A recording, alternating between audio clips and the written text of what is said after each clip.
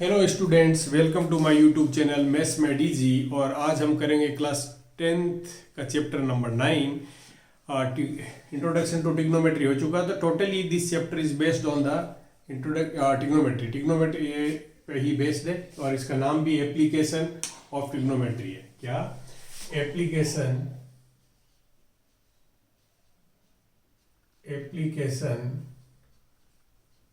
Of trigonometric.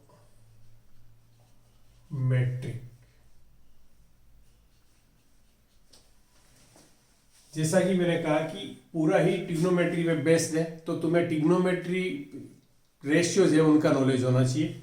और trigonometric ratios में भी मोस्टली जो हम ट्रिग्नोमेट्रिक रेशियो यूज करेंगे इसमें, वो मैं बता देता हूँ तुम्हें। पहला होगा साइन थीटा। साइन होगा जिसका मतलब होता है ऑपोजिट साइड अपॉन हाइपोटेनियस।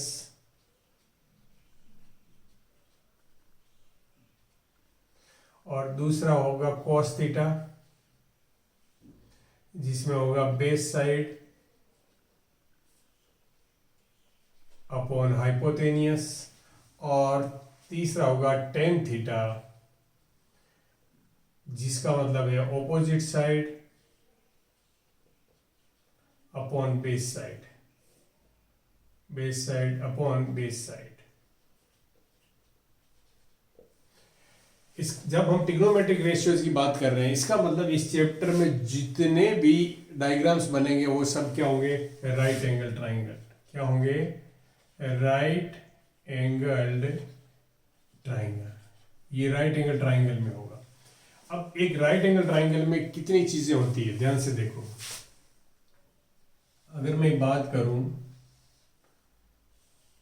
ये तीन चीजें होती है। अगर मैं इसको कह दूं हाइट, इस पॉइंट से इस पॉइंट की जो हाइट है वो, इन दो पॉइंट्स के बीच का डिस्टेंस, और एक ये डायगोनल जो है, डायगोनल डिस्टेंस है जो, ये हाइपोटेनियस जो, ये जो इंक्लाइंड डिस्टेंस है, ये वाला डिस्टेंस। मोस्टली जो क्वेश्चन पूछे जाएंगे वो उन्हीं पे बेस्ड होंगे। Either you have to find out height, अगर तुम्हें डिस्टेंस फाइंड करना है दो पॉइंट के बीच में, कभी तुम्हें ये डिस्टेंस फाइंड करना है। अंडरस्टूड? ये है। पर यहाँ पर कुछ दो तीन टर्मिनोलॉजी है जो तुम्हें समझनी है। वैसे कोई इतना वो नहीं है, बट तुम्हें उसको समझनी। एक हम बात करेंगे यहाँ पर हॉरिजॉन्टल लाइन। ये जो है ये हमारी हॉरिजॉन्टल लाइन होगी। ओके, ये हॉरिजॉन्टल लाइन होगी। Horizontal line. एक इसमें होता है ऑब्जर्वर। ऑब्जर्वर वो पर्सन जो कोई चीज को देख रहा है, किसी ऑब्जेक्ट को देख रहा है। एक होगा हमारा ऑब्जेक्ट। एक ऑब्जर्वर होगा जो किसी ऑब्जेक्ट को देखता है, एक ऑब्जेक्ट होगा जिसको ऑब्जर्वर देख रहा है। और यहां पर जब ऑब्जेक्ट को ऑब्जर्वर देख रहा है, मान लो हमारा ऑब्जर्वर यहां पर है। अगर ऑब्जेक्ट यहां पर है, ऑब्जेक्ट अगर यहां पर है, तो इस ऑब्जेक्ट को जो देख रहे हैं, जो जिस लाइन के स्ट्रेट लाइन में, क्योंकि ये स्ट्रेट लाइन में जो देख रहे हैं, this is known as line of sight. Line of sight, देखने की लाइन, जो स्ट्रेट लाइन जिसमें देख रहा है वो। ऑब्जेक्ट वहां भी हो सकता है, ऑब्जेक्ट यहां भी हो सकता है, ऑब्जेक्ट यहां पे भी हो सकता है। अगर ऑब्जेक्ट यहां है तो ऑब्जर्वर इसको ऐसे देख रहा है। अंडरस्टूड? सम टाइम ऐसा भी हो सकता है कि ऑब्जर्वर यहां पर बैठा हो और ऑब्जेक्ट यहां पर हो। ऑब्जेक्ट यहां पर हो, तब भी हॉरिजॉन्टल लाइन है वो आई लेवल से जाएगी और ये ऑब्जर्वर है वो इसको देख रहा है, ये ऑब्जेक्ट। यहां पर तुमने देखा होगा कि ये लाइन ऑफ साइट है, ये सभी जगह, ये भी लाइन ऑफ साइट है, ये भी लाइन ऑफ साइट है। तो जो line of sight horizontal line के साथ जो एंगल बनाती है, this is known as angle of elevation. इसका मतलब है कि जब ऑब्जर्वर नीचे हो और ऑब्जेक्ट ऊपर हो, अगर हम अपवर्ड डायरेक्शन में देखते हैं तो हॉरिजॉन्टल लाइन के साथ जो एंगल बनता है किसका, लाइन ऑफ साइट का, वही एंगल ऑफ एलिवेशन है। और अगर ऑब्जर्वर नीचे देख रहा है, ऑब्जेक्ट नीचे है, लाइन ऑफ साइट की डाउनवर्ड, मतलब कहने का मतलब अगर एंटी क्लॉकवाइज, सॉरी क्लॉकवाइज अगर एंगल बन रहा है तो उसको बोलते हैं angle of depression. Angle of depression, angle of depression. Depression का मतलब डिप्रेस, नीचे की तरफ देखना। एंगल ऑफ एलिवेशन का मतलब ऊपर की तरफ देखना। इस केस में देखो क्या होगा, एंगल किस में, क्लॉकवाइज डायरेक्शन में जा रहा है तो ये एंगल ऑफ डिप्रेशन हो जाएगा। क्या हो जाएगा, angle of depression, angle of depression. Have understood? So ये इतनी ही चीजें हैं। हॉरिजॉन्टल लाइन होगी, ऑब्जर्वर होगा, ऑब्जेक्ट होगा, एंगल ऑफ एलिवेशन होगा, एंगल ऑफ डिप्रेशन होगा, लाइन ऑफ साइट, ये सब चीजें हैं। और इनकी हेल्प से हम, तुम्हें ट्रिग्नोमेट्री में जो ट्रिग्नोमेट्रिकल रेशियो पढ़ा ट्राइंगल में, वही यहाँ पर यूज करेंगे। अब मैं सिंपल क्वेश्चन से तुम्हें समझाता हूं और क्या क्या बन सकता है ये देखना है। कितनी तरह के ट्राइंगल बन सकते हैं। सबसे सिंपल जो ट्राइंगल है, सबसे पहला सपोज करो कि एक ऑब्जेक्ट यहां पर है और ऑब्जर्वर यहां पर है, ऑब्जर्वर यहां पर है हमारा, और वो एक बिल्डिंग के टॉप को देख रहा है जो 50 मीटर हाइट की है। This is a building. यहां पर सब जो है बिल्डिंग हो या हम टावर हो या जो है उसको सबको स्ट्रेट लाइन लेंगे। ओके, सबको स्ट्रेट लाइन लेंगे और ये भी माना जाएगा कि वो लैंड के साथ या जमीन के साथ 90 का एंगल बनाते हैं। ये हमारी लैंड हो गई। ओके, और ऑब्जर्वर जो है वो इसके साथ जो एंगल ऑफ एलिवेशन है या इस बिल्डिंग के टॉप को देख रहा है, तो ऑब्जर्वर अगर नीचे है तो बट नेचुरल है एंगल ऑफ एलिवेशन ही बनेगा। वो सपोज करो दिया हुआ है तुम्हें 45 डिग्री, तो कहा कि बताओ कि ऑब्जर्वर जो है how much away from the foot of the, ये फुट ऑफ दी, हमेशा ध्यान रखना कि ये है foot of the building. Foot of the building हो या टावर हो, जब भी फुट की बात करें तो जो जमीन पर जो पॉइंट होता है जहां पर ग्राउंड को टच करती है बिल्डिंग टावर, वो होती है हमारी फुट। और ये टॉप हो गया, ये क्या हो गया, टॉप। अगर कोई चीज यहां पर है, सपोज करो ये एक स्टेच्यू है जो पेडेस्टल पर है, तो फुट ऑफ स्टेच्यू ये होगा, फुट ऑफ स्टेच्यू ये होगा और टॉप ऑफ स्टेच्यू ये होगा, टॉप ऑफ स्टेच्यू। ग्राउंड से मतलब नहीं है, जो चीज हम जिसकी बात कर रहे हैं उसका बॉटम का हिस्सा जो है उसको फुट बोलते हैं, ऊपर के टॉप बोलते हैं, इस तरह से। तो ये है। तो अब हमें ये फाइंड करना है कि वो कितना यहां से दूर है। तो तुम्हें क्या फाइंड करना है, सपोज करो x, let it be x। तो तुम्हें पता है इन दोनों के बीच में जो रिलेशन है, क्या ये थीटा है, थीटा के ऑपोजिट साइड, और ये बेस है, इनके बीच में रिलेशन कौन देता है, tan थीटा। तो सिंपल है, कुछ नहीं, tan 45 degree is equals to 50 upon x। tan 45 की वैल्यू क्या होती है, 1 is equals to 50 upon x, और x is equals to 50 metre. Have you understood? आगे समझ में? इस क्वेश्चन को ऐसे भी पूछ सकता है, इस क्वेश्चन को ऐसे भी पूछ सकता है कि एंगल ऑफ एलिवेशन जो है, ऑब्जर्वर जो एंगल ऑफ एलिवेशन है वो 30 डिग्री का बना रहा है, और एक बिल्डिंग है वो यहां से 50 मीटर अवे है। तो बताओ हाइट ऑफ बिल्डिंग क्या होगी। हाइट हमें फाइंड करनी है। इस केस में, इस क्वेश्चन में क्या दिया हुआ है, हाइट फाइंड करनी है हमें। क्या फाइंड करनी है, हाइट फाइंड करनी है। अगेन देखो कंसेप्ट वही, अगेन द रिलेशन वही है। अगेन रिलेशन क्या है, इन दोनों साइड के बीच का रिलेशन है। सपोज करो हाइट को हमने ले लिया y, हाइट को हमने क्या ले लिया y। तो यहां पर रिलेशन क्या है, tan 30 degree is equals to y upon 50। tan 30 की वैल्यू क्या होती है, 1/√3 is equals to y upon 50। Multiply कर लो तो क्या आएगा, y is equals to 50 upon √3, और इसको रेशनलाइज कर लो, √3 से मल्टीप्लाई कर दो तो क्या आ जाएगा, 50/3 और √3। Have understood? नीचे 3 आ गया और √3 ऊपर चला गया, 50 by 3 into root 3. Have you understood this? Have you understood this? This is how we can simplify the question. ये हो गया सबसे सिंपल, ये हो गया सबसे सिंपल. अभी अगर ये कहे कि अगर यहाँ पर ये दे दो कि एक ये ऑब्जेक्ट जो है वो काइट है, सपोज करो ये क्या है, काइट है, और ये ऑब्जर्वर है, तो बताओ कि स्ट्रिंग की लेंथ क्या होगी. स्ट्रिंग की लेंथ क्या होगी अगर kite is 50 metre at 50 metre height, या 100 मीटर ले लो, whatever you want, 100 metre ले लो, कि 100 मीटर हाइट पे काइट उड़ रही है, तो बताओ एंगल ऑफ एलिवेशन क्या है, 30 डिग्री, हॉरिजॉन्टल के साथ 30 डिग्री बना रही है, तो बताओ कि लेंथ ऑफ स्ट्रिंग क्या है. तो अब तुम्हें देखो यहाँ पर कि हमें कौन सी दो साइड के बीच में रिलेशन है, थीटा इज दिस, तो ये क्या है ऑपोजिट साइड, और ये क्या हाइपोटेनियस, तो ऑपोजिट साइड परपेंडिकुलर और हाइपोटेनियस के बीच में रिलेशन कौन देता है, साइन थीटा. साइन 30 लिखो, sine 30 degree is equals to perpendicular तुम्हारा 100 आ गया, और स्ट्रिंग की लेंथ सपोज कर लो कि L है, हमने L ले ली तो नीचे L लिख लो.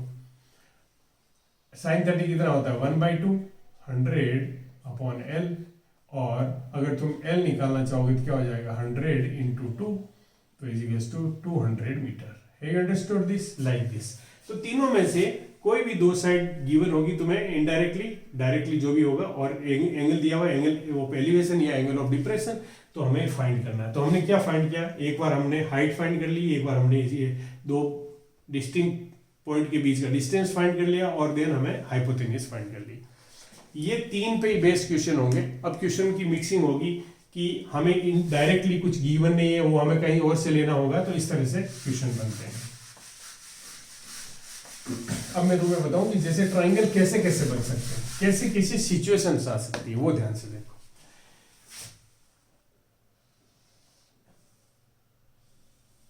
ऑब्जर्वर यहां है, ऑब्जर्वर यहां पर है, और एक टावर लगा हुआ है ऊपर, किसी बिल्डिंग के ऊपर एक टावर लगा हुआ है. ओके, तो ऑब्जर्वर टॉप ऑफ टावर को देखता है और बॉटम ऑफ टावर को देखता है, टॉप ऑफ टावर को देखता है और बॉटम ऑफ टावर को देखता है. Have you understood? ध्यान से देखना. और पूछा कि हाइट ऑफ टावर बता दो, हाइट ऑफ टावर बता दो, हाइट ऑफ टावर बता दो. अब तुम्हें ये डिस्टेंस गिवन है, सपोज करो ये डिस्टेंस तुम्हें गिवन है कि ये मान लो हमें दे दिया कि 35 मीटर अवे. ऑब्जर्वर जो है वो बिल्डिंग से 35 मीटर दूर पर है. ये एंगल तुम्हें दे दिया उसने 30 डिग्री, ये एंगल तुम्हें दे दिया 45 डिग्री. Have you understood? अब तुम्हें ये देखना है कि यहां पर भी दो राइट एंगल ट्राइंगल दिए हुए हैं. अगर तुम देखोगे, मैं नाम से बताऊं तुम्हें, ये A है, ये B है, ये C है, ये D है. तो अब तुम्हें क्या है कि तुम इस टावर की हाइट निकालनी है. टावर की हाइट निकालने के लिए तुम्हें क्या चाहिए, यहां पर एक राइट एंगल ट्राइंगल चाहिए. ये किसी भी राइट एंगल का पार्ट नहीं है, ध्यान से देखना. This is not a part of any right angle. तो हम यहाँ पर कोई भी एंगल यूज करके डायरेक्ट फाइंड नहीं कर सकते. You understood? बट हम ये पता है कि अगर तुम ये फाइंड कर लेते हो, जो एक राइट एंगल का पार्ट है, किसका, राइट एंगल ट्राइंगल, कौन सा, ABD, ये राइट एंगल ट्राइंगल यूज करके, और you can find out the BD length तुम फाइंड कर सकते हो. फिर दूसरा राइट एंगल ट्राइंगल कौन सा, ABC, ये यूज करके तुम BC फाइंड कर सकते हो. और H इज इक्वल्स टू क्या है, BD minus BC. Have you understood this? तो in any case we have to use a right angle triangle. एक राइट एंगल ट्राइंगल यूज करना होगा हर बार, क्योंकि जो ट्रिग्नोमेट्रिकल रेशियो है वो सिर्फ किसके लिए वैलिड है, राइट एंगल ट्राइंगल में. तो राइट एंगल ट्राइंगल ही तुम्हें सर्च करना है कि कौन सा राइट एंगल ट्राइंगल. बस ये ध्यान रखना है कि नीचे वाला राइट एंगल ट्राइंगल है, उसकी जो एंगल ऑफ है 30 डिग्री. तो अब यहाँ पे तुम रिलेशन किसके बीच में ले रहे हो, तुम बेस और दिस परपेंडिकुलर के बीच में. तो लिख लो tan 30 degree is equals to, tan 30 degree is equals to क्या होगा बताओ. इसको मैं अगर इस पूरे को मैं y ले लेता हूँ, इसको मैं x ले लेता हूँ, तो tan 30 इज इक्वल्स टू क्या हो गया, x/35.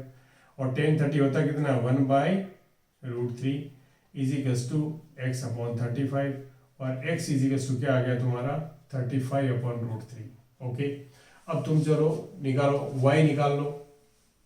तो tan 45 degree, tan 45 degree is equals to y upon 35, और y इज इक्वल्स टू क्या आ जाएगा, ये 1 होता है तो 35 आ गया। अब तुम्हें निकालना h, तो h is equals to 35 minus 35 upon √3।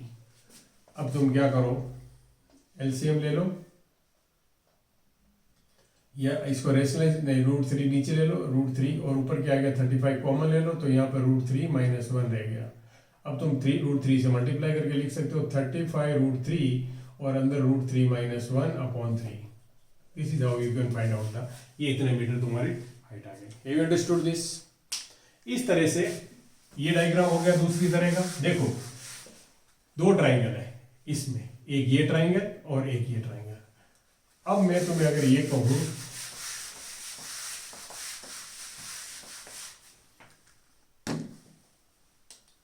देखो अगर ये कह दिया जाए कि एक बिल्डिंग है, उसकी हाइट 50 मीटर दी हुई है, ओके, और एक ऑब्जर्वर यहां से जब इस बिल्डिंग को देखता है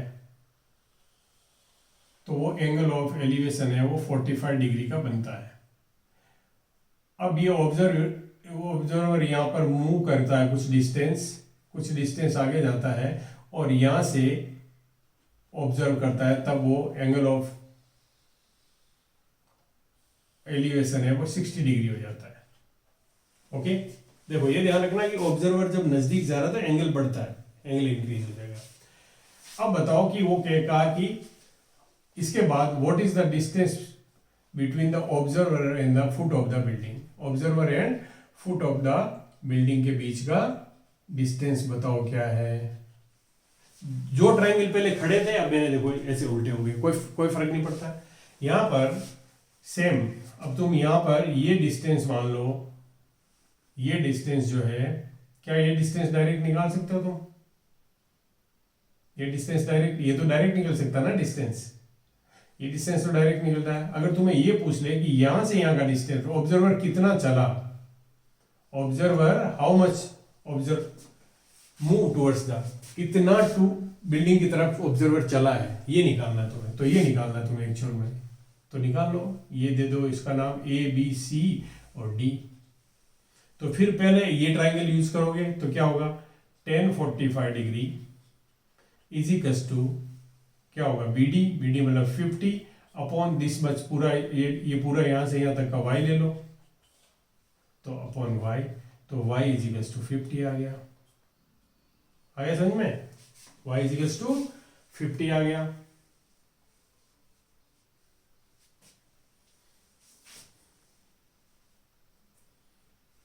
y is equals to y is equals to ये आ गया हमारा 50, और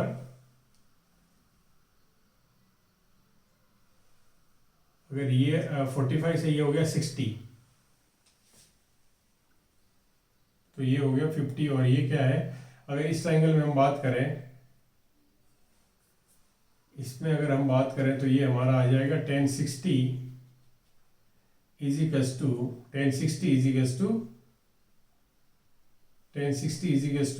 व्हाट 50 अपॉन ये वाला डिस्टेंस हमें चाहिए, तो ये हमने निकाल लिया। BC निकालो, ये BC को x ले लो, तो ये हमें डिस्टेंस मिल जाएगा। तो BC को x सपोज कर दो, तो ये क्या आ गया, √3 is equals to 50 upon x, या x is equals to 50 upon √3। You understood? अब तुम्हें क्या फाइंड करना है, ये डिस्टेंस फाइंड करना, तो y में से x को माइनस कर लो, y तुम्हारा 50 है, अंदर x को 50 अपॉन √3, तो 50 कॉमन ले लो, और क्या आ गया, √3 माइनस 1 अपॉन √3, लाइक दिस। आ गया समझ में? इस तरह से हम क्वेश्चन कर सकते हैं। आ गया समझ में? चलो, ये था। अब हम बात करते हैं, इस तरह का डायग्राम है। कभी कभी ऐसा डायग्राम भी दे सकते हैं कि एक ऑब्जर्वर है, वो यहां बैठा है, क्या रोड के मिड पॉइंट पर, या रोड के बीच में कहीं बैठा है। ये AB एक रोड है, और रोड पे एक पॉइंट है जहां पर ऑब्जर्वर बैठा है, और आइदर साइड दो बिल्डिंग है, एक ये बिल्डिंग और ये एक बिल्डिंग, दो बिल्डिंग दी हुई है तुम्हें। ओके, और ये दे दिया कि ये जो बिल्डिंग है वो है 50 मीटर हाइट, और ये बिल्डिंग है वो 30 metre height, 30 metre height. Okay, और कहा कि इसको ऑब्जर्व कर रहा है, इसका टॉप को जब ऑब्जर्व कर रहा है तो एंगल ऑफ एलिवेशन क्या बन रहा है, और ई दे दिया कि इसको जब ऑब्जर्व कर रहा है तो एंगल ऑफ एलिवेशन क्या है। सपोज करो इसको ऑब्जर्व कर रहा है तो एंगल ऑफ एलिवेशन 30 डिग्री बना रहा है, और यहाँ पर ऑब्जर्वेशन कर रहा है तो एंगल ऑफ 60 डिग्री बना रहा है। ऐसा कुछ दिया हुआ है, ठीक है।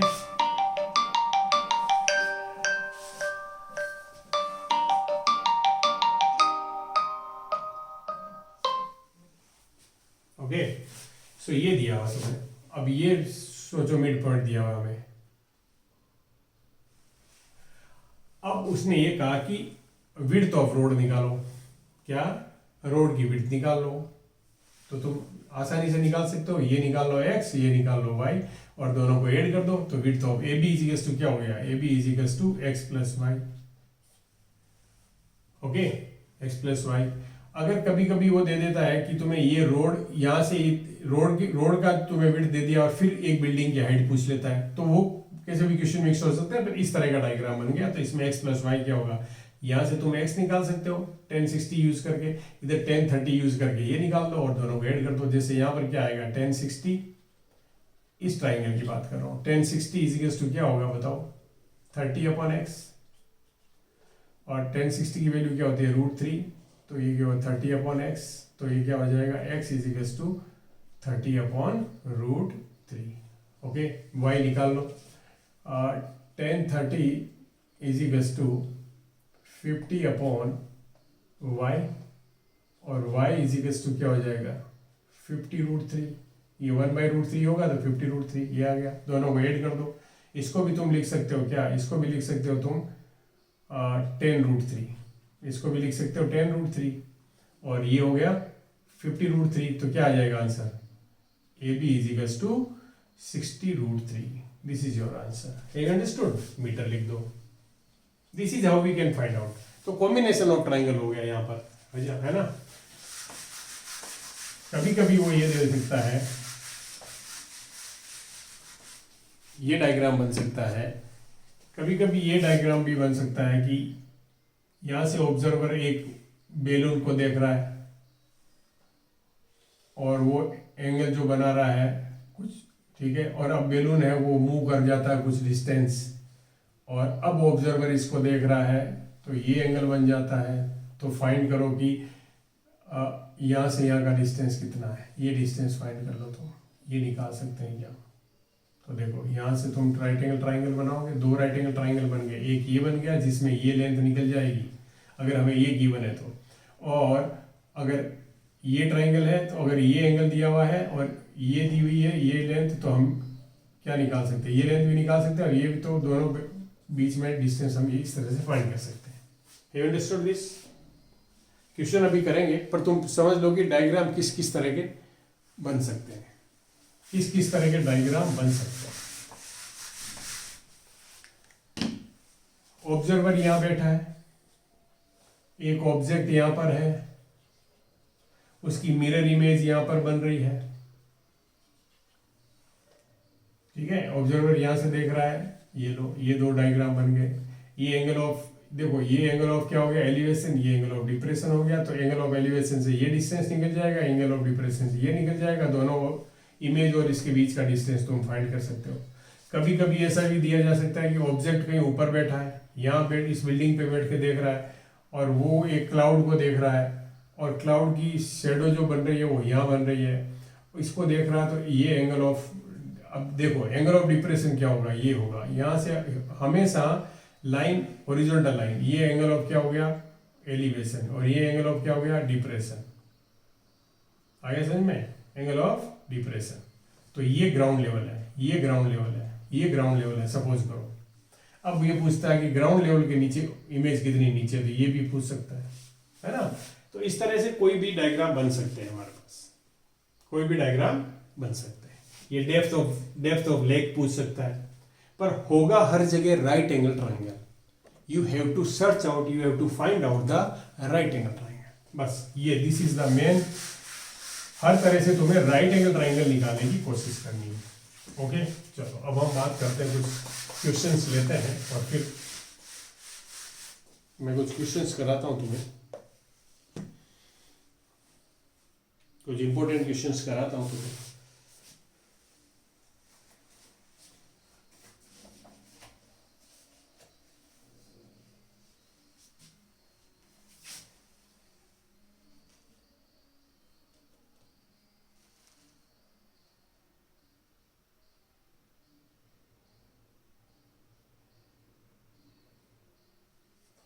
यहाँ पे दिया हुआ है कि there are two persons are standing at the opposite, two persons P and Q standing at the opposite direction of a building AB building के दो आइदर साइड बैठे हुए। If the height of the building, and height of the building हमें दी हुई है, height of the building हमें दी हुई है 60 metre, okay. And angle of elevation for P and Q are 30 degree and 45 degree respectively. ये इस तरह से, मतलब अब क्वेश्चन को समझो, क्या दिया हुआ है तुम्हें, एक बिल्डिंग दी हुई है ए बी लेंथ की, और इसके दोनों साइड पर इधर पी बेड पर्सन खड़ा है, इधर क्यू खड़ा है, और वो अगर इसके टॉप को देखते हैं तो ये एंगल ऑफ एलिवेशन 30 डिग्री का बनाता है, और ये है वो 45 डिग्री का बनाता है। तो ये कह रहा है कि find the distance between the two persons, दोनों पर्सन के बीच का डिस्टेंस निकालना है। कोई प्रॉब्लम नहीं है, ये तुम निकाल सकते हो, क्योंकि ये तुम्हें 60 मीटर दिया हुआ है, ये x ले लो, ये y ले लो, तो डिस्टेंस क्या हो जाएगा, P Q equals to X plus Y. तो जब x फाइंड करना है तो हम ये ट्राइंगल कंसीडर करेंगे, कौन सा, ए पी बी। तो इसमें क्या है, tan 30 is equals to 60 upon x, या x इज इक्वल्स टू, या tan 30 की वैल्यू क्या होगी, 1 upon root 3 is equals to 60 upon x। तो x कितना हो गया, 60 रूट 3, ओके। ऐसे y निकालो इस ट्राइंगल में, ए पी क्यू, इस ट्राइंगल में tan 45 degree is equals to क्या होगा, अगेन 60 अपॉन y, और ये कितना होता है 1, तो ये कितना हो गया 60 अपॉन y, तो y will be equals to 60 metre, और ये इतने मीटर। ऐड कर लो दोनों को, तो distance between P Q is equals to क्या होगा, x प्लस वाई, तो 60 रूट 3 प्लस 60, और ये 60 कॉमन ले लो, अंदर क्या आ गया, रूट 3 प्लस 1। अब इस क्वेश्चन में अगर तुम्हें रूट 3 की वैल्यू गिवन है, अगर रूट 3 की वैल्यू गिवन है, तो तुम आगे इसको फर्दर सिंप्लीफाई करो। कहीं कहीं पे दे देते हैं कि रूट 3 इज इक्वल्स टू 1.732, अगर ऐसा दिया हुआ है, अगर ये गिवन है तो फिर तुम्हें यहाँ पे वैल्यू पुट करनी पड़ेगी। तो 60 1.732 प्लस 1, और ये हो जाएगा 60 इंटू 2.732, और इसको मल्टीप्लाई करके तुम आंसर निकालोगे। हैव अंडरस्टूड दिस, इतने मीटर आ जाएगा। और अगर तुम्हें रूट 3 की वैल्यू नहीं गिवन है तो तुम यहाँ पे आंसर दे सकते हो, ये this is your correct answer, पीछे यूनिट लगा दो कि इतने मीटर। हैव अंडरस्टूड, इस तरह से हम क्वेश्चंस करते हैं। पहले सिंपल क्वेश्चन करो, फिर तुम्हें समझ में आ जाएगा कि मुश्किल क्वेश्चन कैसे होते हैं।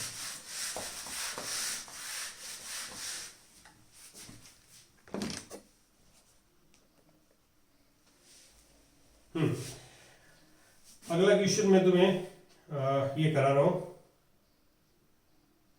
एक फिगर बना रहा हूं, और उसमें तुम्हें CF एक फिगर बना रहा हूं मैं, उसमें तुम्हें एक फिगर बना रहा हूं।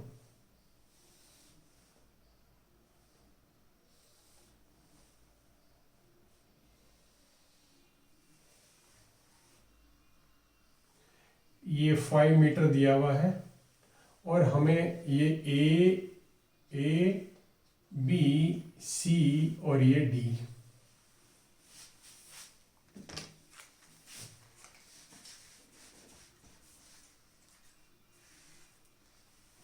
लाइन थोड़ा स्ट्रेट खींचे,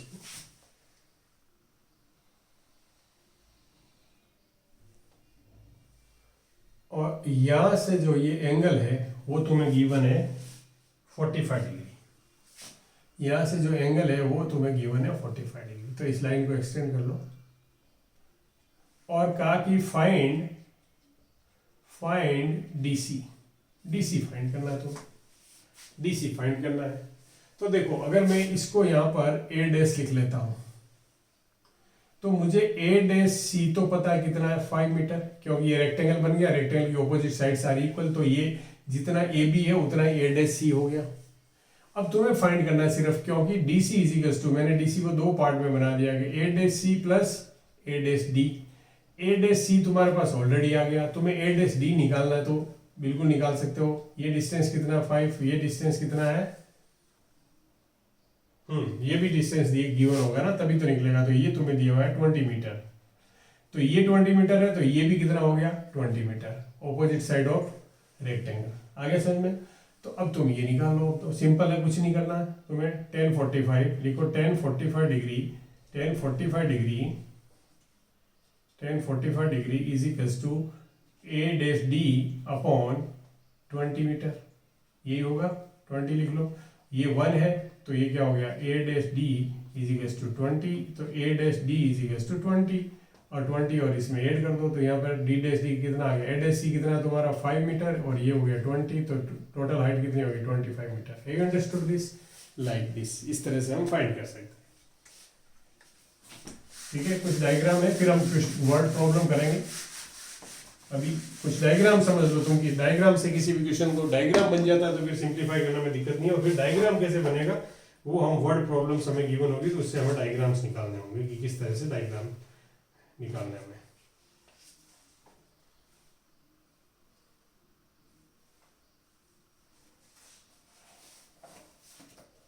इक्वेशन है, देखो लिखा हुआ from the top of a 7 metre high building. एक 7 मीटर हाई बिल्डिंग दी हुई है, कितने मीटर 7 मीटर हाई बिल्डिंग। मैं पढ़ रहा हूं question, from the top of a 7 metre high building the angle of elevation of the top of the tower. इसका मतलब टावर इधर होगा भाई, टावर बड़ा होगा क्योंकि एंगल ऑफ एलिवेशन उसके टॉप पे जब भी बनेगा ना, जब ये बड़ा होगा, ये 60 डिग्री बन रहा है, ये 60 डिग्री बन रहा है।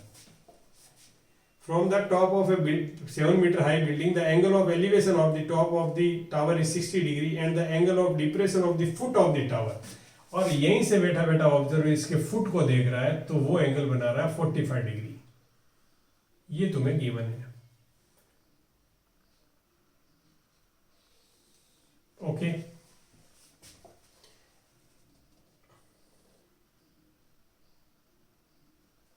find the height of the tower. Find the height of the tower. From the top of a 7 meter high building, the angle of elevation of the top of the tower is 60 meter and the angle of depression of the foot of the tower is 45 degree.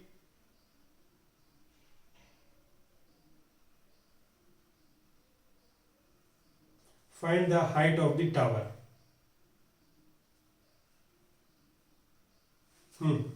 अब तुम्हें height of the tower निकालनी है।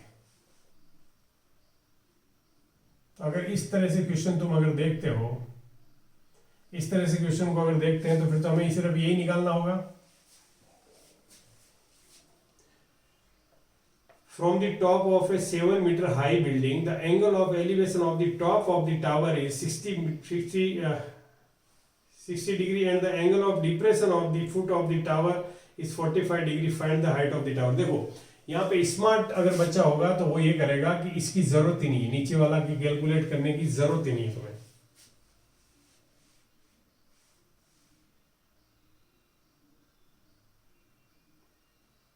या ये angle of depression क्यों दिया तुम्हें, इसका यूज है कोई? ये तो तुम्हें मिल गई कितनी है 7 मीटर, ये तो तुम्हें मिल गई 7 मीटर। पर इसको फाइंड करने के लिए तुम्हें ये डिस्टेंस चाहिए, यहां से यहां का। ये डिस्टेंस जब तक तुम्हें नहीं पता होगा x, तब तक तुम ये फाइंड नहीं कर सकते।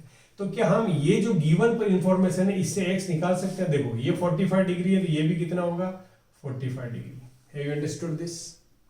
अगर ये एंगल ऑफ डिप्रेशन 45, क्योंकि ये दोनों पैरेलल है और ये ट्रांसवर्सल है, तो ये एंगल ऑफ डिप्रेशन 45 डिग्री है तो ये भी 45 डिग्री होगा। तो हम बिल्डिंग और टावर के बीच का डिस्टेंस पहले फाइंड करेंगे, क्योंकि इस ट्राइंगल के लिए, इस ट्राइंगल में तुम्हें अगर ये चीज फाइंड करनी है तो या तो तुम्हें ये पता होनी चाहिए थी या तुम्हें ये पता होनी चाहिए, पर अब ये तो तुम्हें दी हुई नहीं गई, लेकिन क्या ये हम फाइंड कर सकते हैं? तो हमें ये फाइंड करना है, क्योंकि हाइट फाइंड करने के लिए तुम्हें सिर्फ इतनी सी चीज फाइंड करनी है। Have you understood this?